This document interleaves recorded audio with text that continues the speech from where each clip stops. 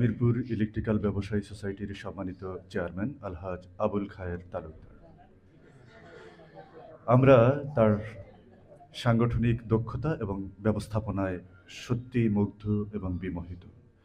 একই সাথে আল্লাহ রব্বুল আলমিনের কাছে দোয়া করি, আল্লাহ রব্বুল আলমিন যাতে এই দায়িত্ব আরও সুন্দরভাবে পালনের জন্য তাকে সুদীর্ঘ হায়াত এবং সুস্থ জীবন দান করেন।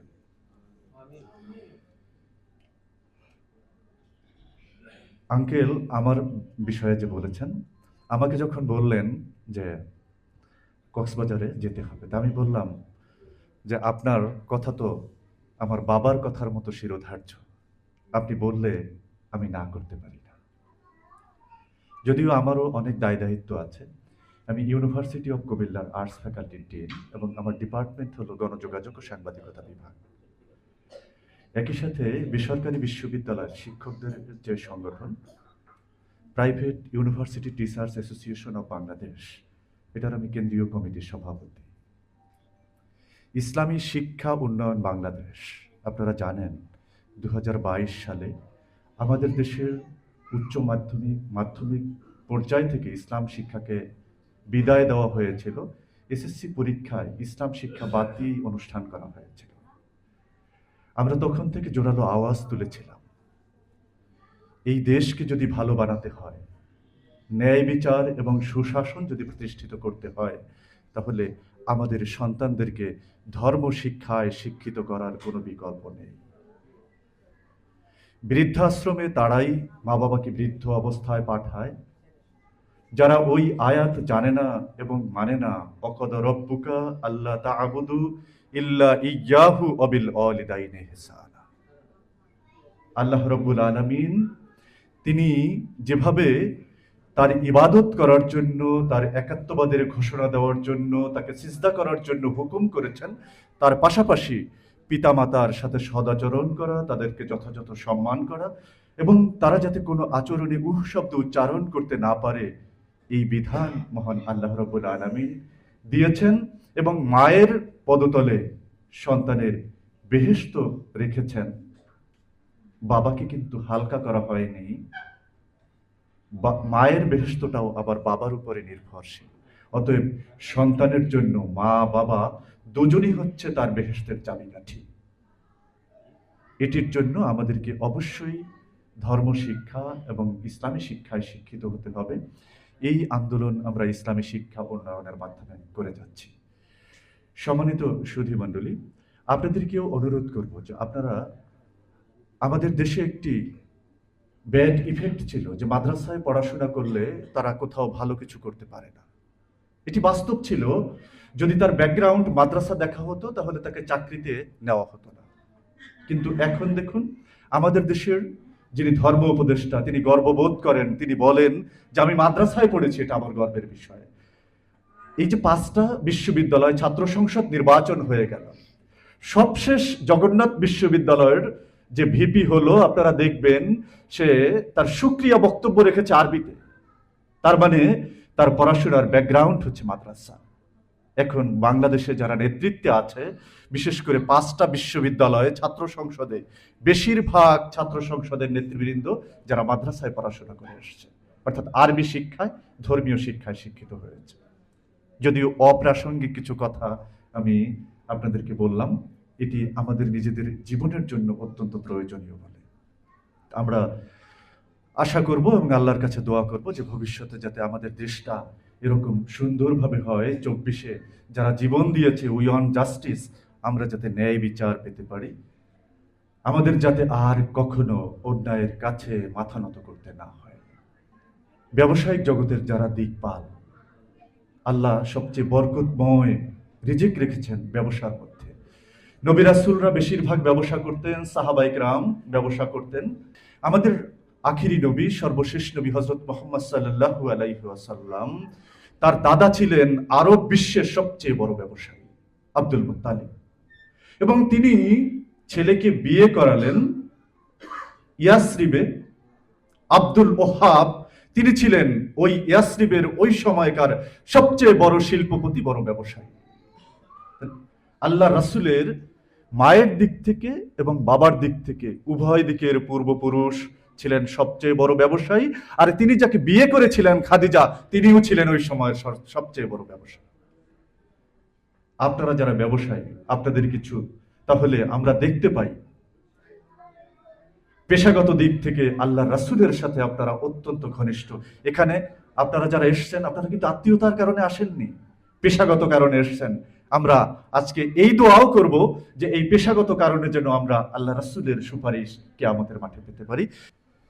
আজকে এখানে যেমন আপনারা বিভিন্ন ব্যবসায়িক প্রতিষ্ঠানের স্বত্বাধিকারী এবং কর্মকর্তাবৃন্দ রয়েছে, ঠিক তেমনিভাবে ম্যানুফ্যাকচারিং যারা করেন তাদের কর্মকর্তাবৃন্দ রয়েছে। ব্যবসার জগতে আল্লাহ রাসূল সাল্লাল্লাহু আলাইহি ওয়াসাল্লাম নিজে ব্যবসা করেছেন, তার পৈতৃক পূর্বপুরুষ ব্যবসা করেছেন, তার নানার পূর্বপুরুষ ব্যবসা করেছেন, তার স্ত্রী ব্যবসা করেছেন, যার জন্য সাহাবায়ে কেরাম এই দীর্ঘ অভিজ্ঞতা থেকে আল্লাহ রাসূলের কাছে আসতেন ব্যবসায় কিভাবে উন্নতি করা যায় এই নির্দেশনা নেওয়ার জন্য। এক সাহাবী যখন এসে বললেন, ইয়া রাসূলুল্লাহ, আমার ব্যবসায় তো উন্নতি হচ্ছে না, আমি কি করতে পারি? আল্লাহ রাসূল তাকে পরামর্শ দিলেন, তুমি আগামী কালকে থেকে ফজরের সালাত আদায় করে তুমি তোমার ঘরে না গিয়ে সরাসরি তোমার ব্যবসা প্রতিষ্ঠান খুলবে। এক মাস পরে ওই ব্যবসায়ী আবার আল্লাহ রাসূলের কাছে গিয়ে বললেন, ইয়া রাসূলুল্লাহ, আপনার নির্দেশনা ফলো করার কারণে আমার ব্যবসায় প্রভূত উন্নত হয়েছে। এখানে দুটি পক্ষ আছে এবং যে কোনো কথা, যে কোনো প্রস্তাব দিলেই সেটা কিন্তু পরিবর্তন হয়। বিশেষ করে আমরা যারা বিশ্ববিদ্যালয়ের শিক্ষক, আমাদের একটি মূল কাজ হচ্ছে নিজেদের গবেষণা করা, গবেষণা করে এই জাতির উন্নতির জন্য কি রাস্তা আছে সেটি জাতিকে জানিয়ে দেওয়া। আমাদের যারা দোকান খুলে ব্যবসা করেন তারা কাস্টমারদের সাথে সম্পৃক্ত, তারা চাইলেই নিজেরা একটি সিস্টেম চালু করতে পারেন না যদি ওই কাস্টমাররা ভালোভাবে অ্যাকসেপ্ট না করে।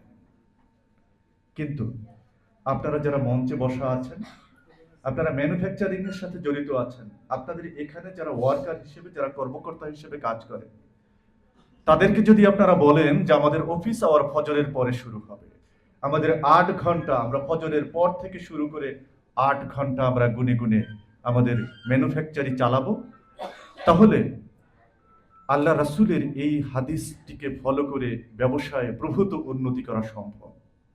এর পাশাপাশি আমাদের বিদ্যুতের যে সমস্যা, আমরা যদি রাত ভর বিদ্যুৎ ব্যবহার না করি, দিনের আলোতে কাজ করি, তাহলে আমাদের অনেক বিদ্যুৎ সাশ্রয় হয়। এমনকি আমাদের অনেকের পরিবারের সমস্যা আছে, এখানে অনেক মায়েরা আছেন, অনেক বোনেরা আছেন, তাদের একটি কমন অভিযোগ, আমাদের স্বামীরা আমাদেরকে সময় দেয় না। অভিযোগটি দুই দিক থেকেই সত্য। পুরুষরা তাদের কর্মস্থলে থাকার কারণে তাদের পক্ষে সম্ভব হয় না যে প্রকৃত সময়টি ঘরে দেওয়ার জন্য। একজন সিনিয়র সাংবাদিক, আমি একটু কথা বলছি, একজন সিনিয়র সাংবাদিক উনি বললেন যে উনি ওনার সন্তানকে এভাবে এভাবে দেখেছেন, কখনো এভাবে এভাবে দেখেন। তার মানে উনি যখন ঘর থেকে বের হয়ে যেতেন তখন দেখতেন ওনার সন্তান ঘুমিয়ে আছেন, আবার যখন উনি ঘরে ফিরতেন তখনও উনি দেখতেন ওনার সন্তান ঘুমিয়ে আছে। সন্তানের সাথে কথা বলার মতো সময় তার কর্মস্থলে ডিউটির কারণেই হচ্ছে না। যদি আমাদের দেশে এরকম চালু করা যায় যে ফজরের পর থেকে আমাদের ম্যানুফ্যাকচারিং শুরু হবে, ৮ ঘন্টা এখানে ডিউটি করে তার ঘরে ফিরে যাবে, তাহলে অফিসে তার ঘুষ খেতে হবে না, কারণ দিনের অর্ধেক অংশ সে পেয়ে যাচ্ছে। এই অংশে সে নিজের ব্যবসা বা অন্য কিছু পরিচালনা করতে পারবে, নিজের সংসারকে সময় দিতে পারবে, সমাজে, পরিবারে সব জায়গায় শান্তি বিরাজিত হবে। আজকের এই মহৎ অনুষ্ঠানের মাধ্যমে আমি এই শীর্ষস্থানীয় কোম্পানির নেতৃবৃন্দকে এই প্রস্তাবটি অত্যন্ত গুরুত্বের সাথে বিবেচনা করার জন্য তারা তাদের মালিক পক্ষকে যাতে এই বিষয়টি গুরুত্বের সাথে বোঝানোর চেষ্টা করেন, এবং প্রয়োজন হলে আমরা জাতীয় পর্যায়ে আরো বড় বড় সেমিনার করে ফজরের পরে ম্যানুফ্যাকচারিং শুরু হলে জাতির কি উন্নতি হতে পারে আর আমরা যেই সময় শুরু করি এবং যেই সময় শেষ করি, এতে আমাদের কি কি ক্ষতির মধ্যে আমরা পড়ি, এটা আমরা তুলে ধরবো। জাতি এর দ্বারা উপকৃত হবে, এটা আমরা আশা করি। আমরা একদম বক্তব্যের শেষের দিকে চলে এসেছি। এবারে আমরা কথা শুনবো আজকের অনুষ্ঠানের অন্যতম বিশেষ অতিথি, একটি বড় কোম্পানি বিআরবি কেবলস লিমিটেডের সম্মানিত জিএম মার্কেটিং জনাব মোহাম্মদ বিল্লাল হোসেন। নামটা অত্যন্ত চমৎকার। আল্লাহ রাসূল সাল্লাল্লাহু আলাইহি ওয়াসাল্লামের অত্যন্ত প্রিয় সাহাবী, যার আজানের আওয়াজ আল্লাহর আরশ পর্যন্ত পৌঁছে যেত। তার মা বাবা অত্যন্ত চিন্তা করি এই সন্তানের নামটি রেখেছে। আমরা যারা সন্তানের নাম রাখি, আমাদের চিন্তা করা উচিত যে আমরা সন্তানের নাম কি রাখবো। আপনারা হাদির, ওসমান হাদির বড় ভাইয়ের জানাজার বক্তব্যটা যদি শুনে থাকেন, ওখানে ওসমান হাদি তার বড় ভাইকে বলেছিল যে ভাই, আমার ছেলের জন্য এমন একটি নাম পছন্দ করে দিন যেই নামের ভিতরে শক্তিমত্তা থাকবে, যেই নামের ভিতরে জাস্টিস থাকবে, যেই নামের ভিতরে ইনকিলাব থাকবে, এরকম একটি নাম পছন্দ করে দিন। আর নামের তাসির অত্যন্ত বেশি, এজন্য আল্লাহ রাসূল অনেক সাহাবীর নাম পরিবর্তন করে দিয়েছেন। আর কিয়ামতের মাঠে প্রত্যেক আদম সন্তানকে তার নিজের নাম ধরে ডাকা হবে। আমাদের যাদের নাম আল্লাহর গুণবাচক নামের সাথে সম্পর্কিত, নবী রাসূলদের সাথে সম্পর্কিত, সাহাবীদের সাথে সম্পর্কিত, বুজুর্গদের সাথে সম্পর্কিত হতে পারে, ওই নাম ধরে যখন আল্লাহ ডাক দিবেন, একসাথে আমরা ওই একই নামের হাজার হাজার গিয়ে উপস্থিত হলে ওই এক নামের ধাক্কায় আমাদেরকে আল্লাহ জান্নাত দিয়ে দিবেন।